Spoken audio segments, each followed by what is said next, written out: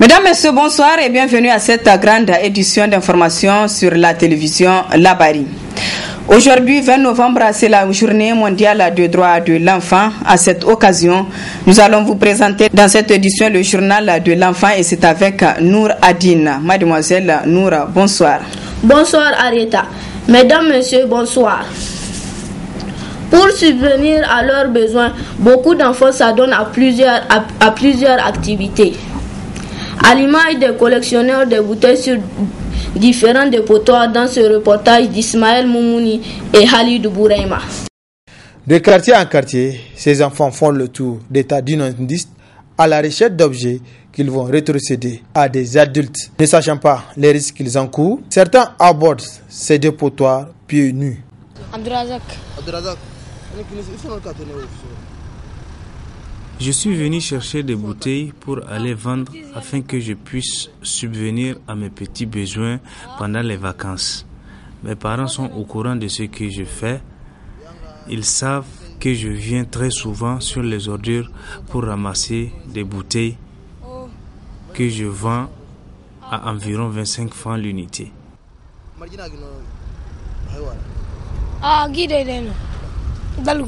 Si d'autres le font pour avoir des revenus, bien qu'ils soient dérisoires, par contre d'autres enfants jonchent les dépotoirs pour faire plaisir à un aîné. Nous sommes à la recherche de bouteilles pour les donner à notre tante qui en a besoin pour ses activités.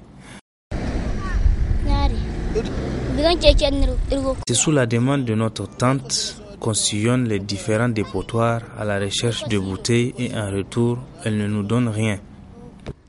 Il ne suffit pas de mettre au monde des enfants et laisser errer ces êtres fragiles à la merci de tous les dangers que cela peut occasionner. Parents ont le droit et devoir d'élever, d'éduquer et de protéger leurs enfants, comme le stipule l'article 23 de la Constitution nigérienne. En dehors de collectionneurs de bouteilles, d'autres enfants sont utilisés comme orpailleurs sur différents sites de Bourkou. Reportage Nasser Dantofo et Seydou Douni. L'exploitation artisanale de l'or reste et demeure une source de revenus pour plusieurs personnes. Une exploitation qui se fait de manière mécanique, donc demande beaucoup d'efforts physiques. C'est pourquoi la majorité de ces orpailleurs sont des jeunes, souvent même très jeunes, qui abandonnent très tôt les bancs de l'école pour s'adonner à cette activité.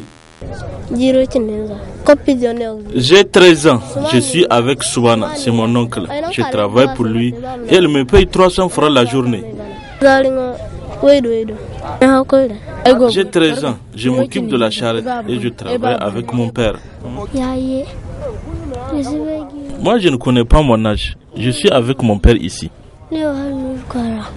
Omar Seydou, j'ai 13 ans, je suis avec mon grand-père. Comme l'école ne marche pas, je suis venu ici sur le site pour faire des petites activités.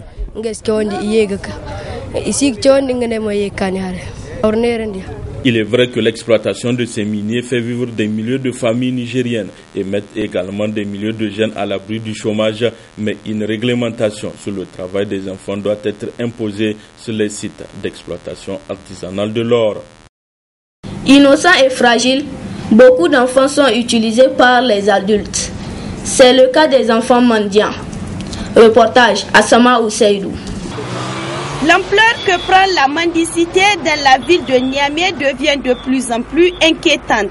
C'est en effet une pratique qui s'invite de plus en plus jusqu'au niveau des grands carrefours de la ville et les enfants ne sont pas épargnés. Selon le président de l'ONG Adeina, la responsabilité incombe aux autorités mais aussi aux parents. Les organisations de la société civile que nous sommes, il y a beaucoup de structures, surtout au niveau de notre coalition.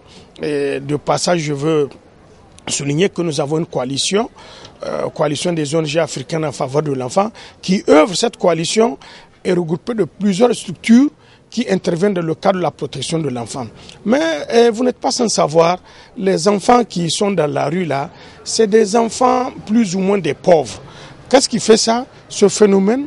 il y a l'échec scolaire, il y a l'abandon ou bien le désintéressement des parents, il y a aussi l'exode rural, l'exode massif des enfants qui cherchent une vie meilleure au niveau des centres urbains. C'est ce qui fait ce phénomène. Parents que nous sommes, souvent ça nous échappe. Surtout au niveau, vous voyez comment l'urbanisation, comment les villes sont devenues brusquement grandes et que les enfants, on ne peut pas les contrôler. Mais donc ce n'est pas les ONG seulement, ni l'État, mais cette charge incombe vraiment aux parents. D'abord, il faut protéger l'enfant à la base, c'est-à-dire au niveau des parents et à l'école. Sans cette protection, vraiment, ça ne peut que vraiment s'amplifier et il arrive souvent où on ne peut pas contrôler ses enfants. Les enfants, c'est l'avenir de demain, dit-on. C'est pourquoi il est important que les parents jouent pleinement leur rôle pour leur réussite et à l'État de leur venir en aide à travers notamment une politique éducative plus efficace. Le Niger célèbre la Journée mondiale des droits de l'enfant. Qu'en est-il du respect des droits de l'enfant au Niger? Élément de réponse dans ce reportage de Ismaël Moumouni et Halidou Bourema. Errant dans les rues sans protection, ni scolarisés et exploités par certains adultes, c'est malheureusement le triste tableau qui se dégage par rapport à la situation de ces êtres innocents et fragiles qui demeurent les enfants, même si le Niger a ratifié des conventions relatives aux droits des enfants. La première problématique, c'est la persistance des abus et des violences à l'égard des enfants, dont effectivement la question de l'exploitation ou de la mendicité auquel vous faites allusion. Il y a également la faible capacité des pouvoirs publics en termes donc d'offres de services et également de prévention. Ça veut dire que les abus et les violences exercées sur les enfants ne fait qu'évoluer, ne fait que s'accroître. Un triste constat malheureusement, de dire que les enfants sont malheureusement abandonnés à eux-mêmes au vu de la propension d'un certain nombre de pratiques, notamment la question du travail des enfants. Je rappelle ici que le 12 juin 2017 a été consacré par le BIT, l'Organisation internationale du travail, comme journée internationale de lutte contre le travail des enfants. Et cette année, le thème est relatif à comment protéger les enfants du travail des enfants dans les conflits et les catastrophes. Cette situation peu reluisante des enfants est le fruit de l'insouciance de plusieurs acteurs, estime le coordonnateur de PAD Niger. On a des structures étatiques avec leurs partenaires qui n'offrent pas malheureusement les réponses appropriées à cette problématique-là. Tant en termes de prévention pour que les enfants ne soient pas vulnérables, mais ça c'est en amont, et en aval en termes de prise en charge de ceux qui se trouvent déjà dans des situations de danger ou de vulnérabilité extrême. La préoccupation première pour notre pays, c'est véritablement comment est-ce que de manière légale, le Niger doit harmoniser son cadre législatif en lien avec les instruments juridiques internationaux. Je rappelle, à toute fin utile, qu'ici au Niger, nous avons 3 sources de droit qui font que même la définition de l'enfant n'est pas consensuelle. Si vous prenez par exemple la Convention relative aux droits de l'enfant ou la Charte africaine sur les droits et le bien-être de l'enfant, ces 2 instruments juridiques de portée régionale et internationale définissent l'enfant comme étant tout être humain dont l'âge est compris entre 0 et moins de 18 ans. Ce qui n'est pas le cas pour notre pays. Par exemple, pour le mariage, l'article 144 du Code civil prévoit 15 ans révolus pour la fille et 18 ans pour le garçon, ce qui est une inégalité, quand même une injustice, une discrimination. Il est indéniable que l'avenir de toute nation repose sur sa jeunesse. Alors, instruire et protéger tous les enfants est synonyme d'assurer un meilleur avenir pour le pays. Le fonds alloué à l'enfant en matière d'éducation et de santé dans le projet de loi de finances 2018 est insignifiant pour Moussa Sidikou, président de l'ONG EPAD Niger. Dans ce reportage signé Nafissa Essa Doudouni.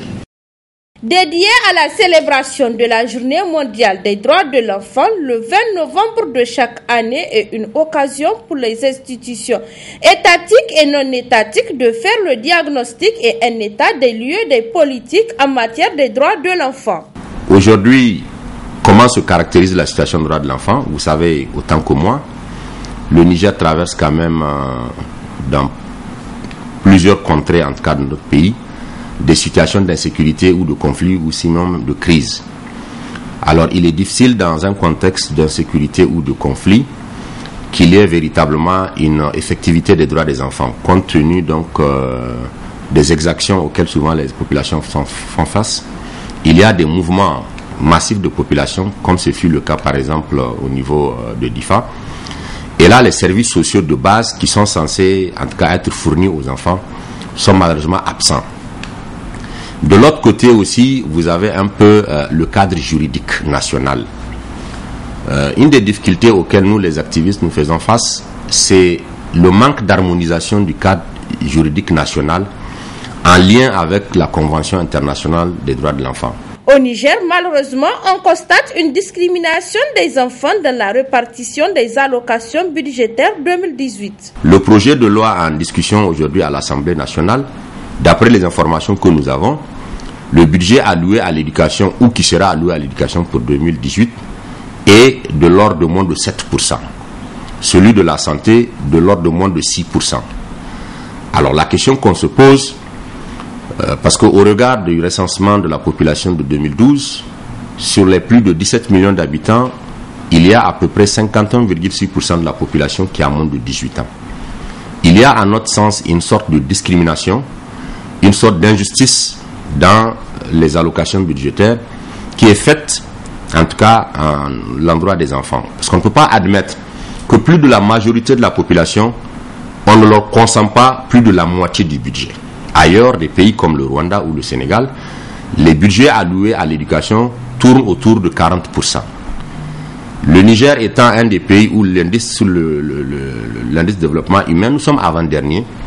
Nous n'avons pas d'excuses si nous ne devrons pas promouvoir une bonne gouvernance et une répartition également équitable des ressources pour permettre en tout cas à ce que les enfants puissent s'épanouir.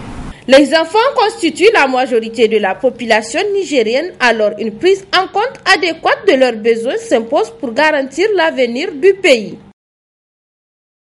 Merci bien mademoiselle Noura Adina et nous poursuivons ce journal avec l'Office central de répression du trafic illicite du stupéfiant qui a démantelé un réseau de trafic international de médicaments contrefaits opérant au Niger. Le fruit de cette opération a été présenté ce matin en présence du procureur général de la République et il s'agit de plus de 13 tonnes de médicaments contrefaits. Le point avec Adam Soumana et Sadou Doumi. Ces tas de cartons contenant des produits pharmaceutiques contrefaits constituent la moisson récoltée par les agents de l'Office de répression du trafic illicite des stupéfiants auprès d'un réseau de trafiquants de 10 produits. Occasion pour la police de revenir sur le processus de démantèlement de ce réseau et les produits ainsi saisis.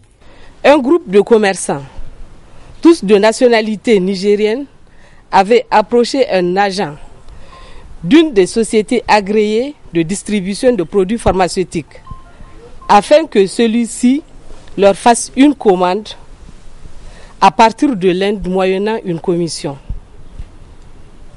L'agent en question avait accepté en accomplissant toutes les formalités de douane et de transit pour le transport des produits de l'Inde jusqu'à Niamey via le port d'Accra.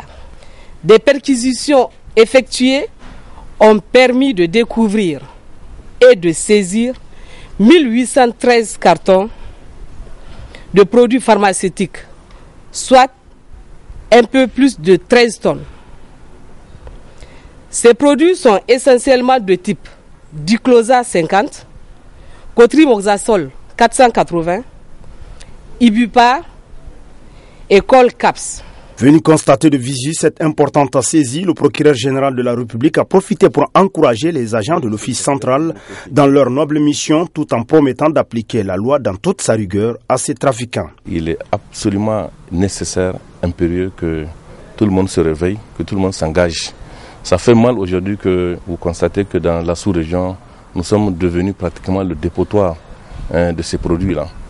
Et dès lors que la lutte contre ce trafic fait partie intégrante des attributions de l'Office de lutte contre le trafic de drogue, nous engageons ces services-là à redoubler d'efforts, à mener le combat, à aller partout où cela est nécessaire pour dénicher ces trafiquants et les mettre hors d'état de nuire. De notre côté, au niveau de la justice, vraiment, je peux vous assurer que nous allons tout mettre en œuvre pour que force reste à la loi, que la sanction soit exemplaire, pour que ça soit une sorte de prévention ou en tout cas de signal fort au niveau de la justice. Ainsi, ce sont des milliers de vies humaines qui sont sauvées à travers cette minutieuse opération des agents de l'Office central de répression du trafic illicite des stupéfiants. L'ampleur de ce trafic de médicaments contrefaits doit interpeller tout un chacun, car constituant un véritable danger pour notre santé. Ouverture ce matin à la salle de conférence du complexe Le Mafé de l'atelier national de validation de l'analyse de la réponse au VIH-Sida. Objectif à valider le plan stratégique de lutte contre les IST-VIH-Sida pour la période 2017 à 2022. Le compte rendu de Nafissa Yahaya et Aboubakar Souley. Valider le plan stratégique de lutte contre le sida pour la période de 2017 à 2022, c'est l'objectif de cet atelier national organisé par la coordination intersectorielle de lutte contre les IST-VIH-Sida.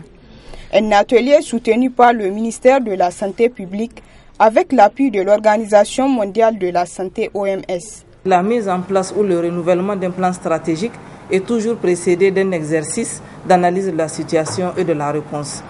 Raison pour laquelle nous sommes réunis dans cet atelier, justement afin de pouvoir valider un rapport, un exercice d'analyse de la situation et de la réponse qui a été fait par un groupe restreint, donc qui soumet ce rapport-là à notre appréciation.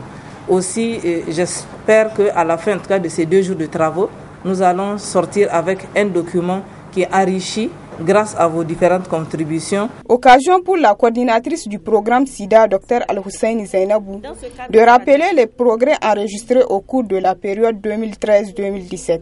Des progrès significatifs ont été enregistrés au cours de cette période 2013-2017 et nous notons à titre illustratif que les nouvelles infections ont été réduites de 63%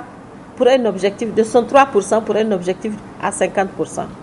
La transmission de la mère à l'enfant est passée de 21% à 10,64% et le nombre de personnes mises sous traitement antirétroviral a doublé en passant de près de 9 000 en 2011 à 18 500 au premier semestre 2017.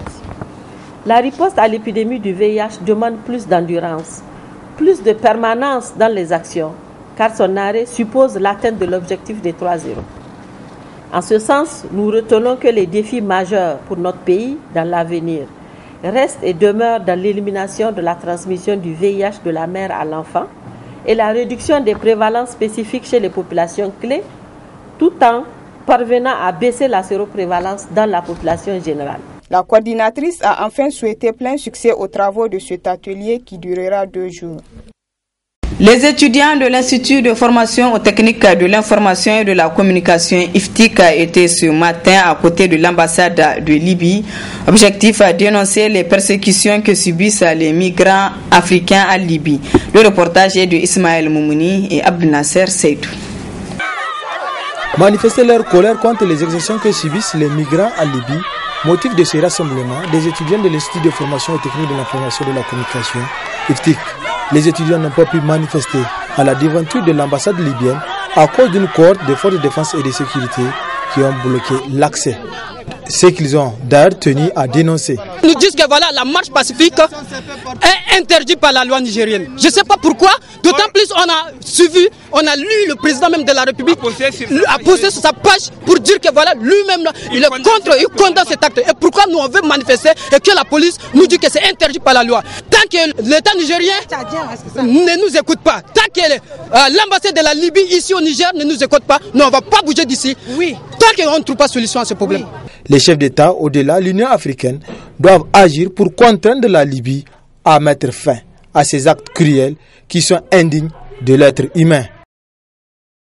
Début ce matin au Grand Hôtel d'un atelier de partage d'expériences des acteurs de la chaîne pénale sur la traite des personnes au Niger.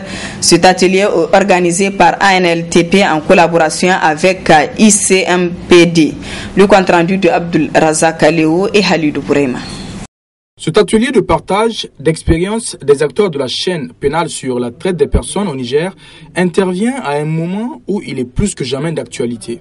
Un projet financé par l'Union européenne et la CEDEAO et organisé par l'Agence nationale de lutte contre la traite des personnes en collaboration avec le Centre international pour le développement des politiques migratoires. Le projet appuie à la libre circulation des personnes et à la migration, dans lequel s'inscrit la présente activité, et donc, comme je le disais tantôt, financé par l'Union européenne et la CEDEAO. Le projet est mis en œuvre par un consortium de 3 organisations internationales, à savoir l'OIM, ICMPD et le BIT. L'assistance technique d'EDF pour les institutions nationales pilotée par ICMPD a été conçue pour fournir un support adapté aux États membres de la CEDEAO dans les domaines de la libre circulation des personnes, la gestion des frontières, la migration de travail et bien entendu la lutte contre la traite des personnes. Le présent atelier, comme le suggèrent les termes de référence, ne vise pas à former les professionnels que vous êtes, mais a plutôt été conçu pour dresser un bilan de vos actions et faire de propositions pour relever les défis auxquels vous êtes confrontés sur le terrain. En outre, cet atelier se veut une plateforme pour échanger des expériences pratiques entre les magistrats des 10 juridictions du Niger relativement aux procédures de traite relevant de leur ressort juridictionnel, proposer des axes d'amélioration de la politique pénale au Niger en matière de traite des personnes et renforcer le rôle du magistrat dans la coordination aussi bien au niveau local que central des actions de lutte contre les réseaux et la protection des victimes de la traite. L'atelier s'inscrit dans le cadre du renforcement des capacités des acteurs de la chaîne pénale, précisément les procureurs de la République et les responsables des bureaux régionaux de l'Agence nationale de lutte contre la traite des personnes et le trafic illicite de migrants. Depuis 2013, l'Agence nationale de lutte contre la traite des personnes, principale structure en matière de mise en œuvre des politiques publiques en matière de lutte contre la traite des personnes et le trafic illicite de migrants, a pu travailler sur des domaines vastes et variés relativement à la lutte contre la traite des personnes. Nous avons contribué au renforcement du cadre institutionnel de la traite au Niger. Nous avons fait une série de formations au profit de la chaîne pénale et de la chaîne de prise en charge. Et depuis le mois de juin, le ministère de la Justice a nommé 10 responsables de bureaux régionaux pour que l'agence soit aussi proche que possible des justiciables et des procureurs. Cet atelier se tiendra du 20 au 23 novembre 2017.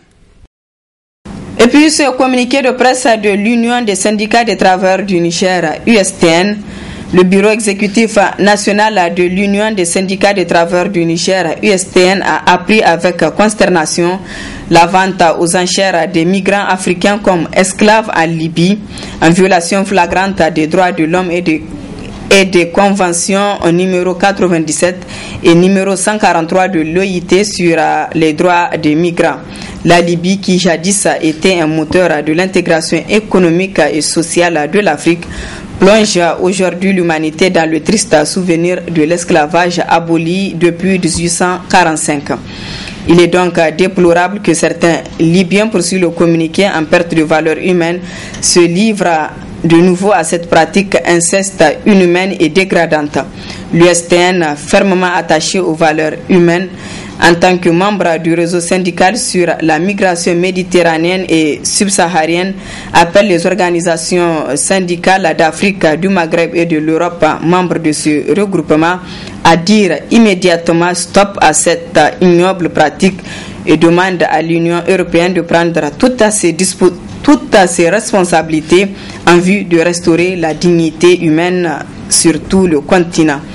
Enfin, l'USTN lance un vibrant appel aux organisations régionales et internationales à se mobiliser pour exiger une enquête afin d'identifier et punir tous les acteurs et leurs complices de cette honteuse pratique.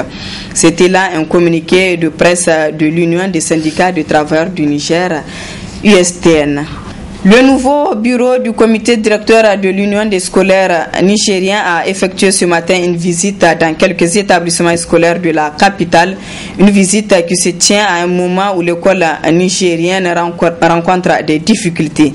Le compte-rendu de Asama Oseidou et chez Bugiso. Cette visite du comité directeur de l'Union des scolaires, accompagnée de la section lycée-collège dans les différents établissements, vise à constater de visu la situation dans laquelle végète l'école nigérienne. Une situation qui inquiète le comité. Nous avons fait le tour de quelques écoles afin de nous imprégner de ces réalités-là dans lesquelles nos militants sont plongés. Et aussi les visiter pour que le comité directeur de l'USN soit beaucoup plus proche de la réalité. Qu'on ne se tient pas à ce que nous avons l'habitude de faire, que le CD s'imprègne lui-même, se plonge véritablement des difficultés de ses militants. Le constat d'abord, il faut le dire, il est très amer. Où aujourd'hui à Niamey, la capitale, nous constatons des élèves qui prennent le cours à même le sol. Nous avons fait le tour de certaines écoles où vous pouvez déchiffrer 10 classes qui ont une moyenne de plus de 60 élèves par classe, se trouvant par terre, sur des tapis, où le tableau est déposé par terre. Une école de 1000 élèves qui n'a pas de toilettes. Vous allez constater aussi jusque là, au niveau de la capitale, malgré tout ce qu'on dit, un problème d'enseignants ou dans certaines disciplines, telles que les mathématiques, le français, on déchiffre des problèmes d'enseignants. Après cela, je crois qu'il y aura une synthèse des difficultés réelles auxquelles les scolaires en général aujourd'hui végètent et qu'ensemble, nous allons nous engager, comme nous avons l'habitude de le faire, nous engager pour que ces problèmes-là soient solutionnés. Présent à cette visite, la section lycée-collège se réjouit de cette initiative du comité. C'est la première fois depuis que nous avons commencé notre syndicat que le CD intervient dans les écoles pour pouvoir solutionner les problèmes ou bien visiter les problèmes qui engangrent dans les écoles. Vraiment, c'est un geste qu'on doit à tout prix dire, on les encourage dans ce sens. Le CD n'a qu'à continuer dans ce sens. Les autorités doivent revoir la situation amère dans laquelle est plongée l'école afin de la sauver. Cérémonie de réception ce matin au lycée franco-arabe de Niamey de la grande porte du dit établissement, une porte qui porte désormais le nom de l'ancien professeur d'arabe Al-Kassoum Al-Bayhaki, premier diplômé de licence en arabe au Niger. Le compte-rendu de Nafissa Hassan et Soumaïla Abdoulaye. Désormais, l'une des portes du lycée franco-arabe LFA de Niamey portera le nom de l'ancien professeur d'arabe Feu Al-Kassoum Al-Bayhaki. Une manière pour les responsables de l'établissement de rendre hommage à la mémoire de l'homme. Nous sommes aujourd'hui à la porte Al-Kassoum Al-Bayhaki. Al-Kassoum Al-Bayhaki, c'est un enseignant qui a marqué l'enseignement franco-arabe au Niger.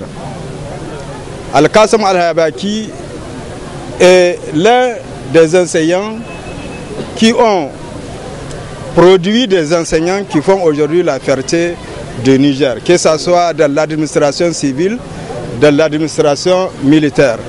C'est en sa mémoire que nous sommes là aujourd'hui pour le garder, pour toujours dans l'histoire de l'enseignement franco-arabe, que nous donnons à cette porte son nom, au nom du personnel de l'enseignement franco-arabe, au nom de tout le personnel professoral du lycée Plateau et au nom de tous les élèves qui sont ici. Présente pour la circonstance, la famille du défunt dit être honorée par ce geste. On est venu aujourd'hui, vraiment on a été honorés. Vraiment, ça nous a vraiment beaucoup touché de voir comment l'établissement est en évolution permanente, vu qu'au début avec 2 classes, et aujourd'hui, il compte au moins une trentaine de classes. C'est un grand honneur pour nous, vraiment. Nous sommes contents aussi de l'héritage qu'il nous a laissé, puisque ça, c'est un grand héritage. L'héritage n'est pas que matériel, et on le voit aujourd'hui. Il a laissé une renommée qui vraiment nous comble de bonheur, et nous prions toujours pour lui, et que Dieu lui pardonne, et que Dieu lui accorde le paradis, Inch'Allah. Cette cérémonie a également été l'occasion pour les responsables de faire visiter certains compartiments de l'établissement, tels que la salle informatique, le laboratoire et les salles de cours à l'assistance. En prélude au vernissage de son 9e album, Maliaro a animé hier après-midi à l'hôtel Les Collines un point de presse. Il s'agit de faire part aux mélomanes les préparatifs du concert de vernissage de cet album du Goumbé Star prévu le 9 décembre 2017 au Palais des Congrès. Le résumé avec Adam Soumana et Nasser Seydou. Artistes et promoteurs de la musique nigérienne se retrouvent ainsi autour de l'enfant prodige de Sirfekwara Maliaro du Goumbé Star pour échanger avec son fan club et porter à la connaissance des mélomanes les préparatifs dans le cadre du vernissage de son 9e album. Un point de presse dont le manager de l'artiste nous donne les raisons de sa tenue. Nous voulons donner cette opportunité aux parrains qui n'étaient pas là lors du lancement de la communication. Nous avons fait une première conférence de presse et quand il est venu, il a dit il faut convoquer la presse pour que tout le monde le voie parce que c'est lui le parrain. Il doit apporter son soutien. Donc il a demandé aux partenaires également d'assister cet après-midi. Nous avons Nomade, nous avons Soumanatini, le promoteur culturel de Soukabe et d'autres soutiens qui étaient là également dans la salle. Donc vraiment c'est une bonne chose aujourd'hui, cet apport du couturier Alfadi. Il faut noter qu'au cours de ce rendez-vous avec les médias, artistes et autres soutiens ont tous pris l'engagement de donner le maximum d'eux-mêmes pour la réussite de cet événement. Un événement sur lequel est revenu le manager de l'artiste. Cet album, ça fait pratiquement 2 à 3 ans que l'artiste même travaille là-dessus. Donc les répétitions actuellement, j'ai eu à dire qu'il y a 2 parties au fait. Donc il y a une première partie pour les artistes, les chanteurs du groupe qui vont prester ce jour-là devant le public. Et la deuxième partie, ça serait pour l'artiste même Maliaro qui va présenter l'album Yumban. L'album Yumban, c'est 12 titres. Côté logistique, le Palais des Congrès, c'est déjà une salle idéale pour des concerts. Donc la salle, elle est déjà prête. Côté sonorisation également, son et lumière, tout est aussi prêt. Donc pour l'entrée, comme j'ai eu à le dire, nous avons 2 catégories. C'est-à-dire une première catégorie à 5 000 et une deuxième à 10 000.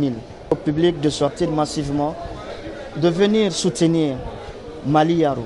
Ça fait plus de 20 ans qu'il est sur la scène musicale.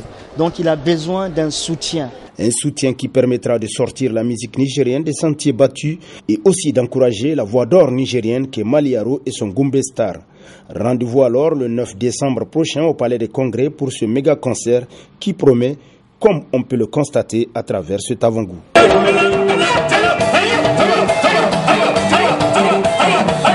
Voilà, mesdames, messieurs, merci à vous de l'avoir suivi et excellente soirée en compagnie du programme de la télévision Labari.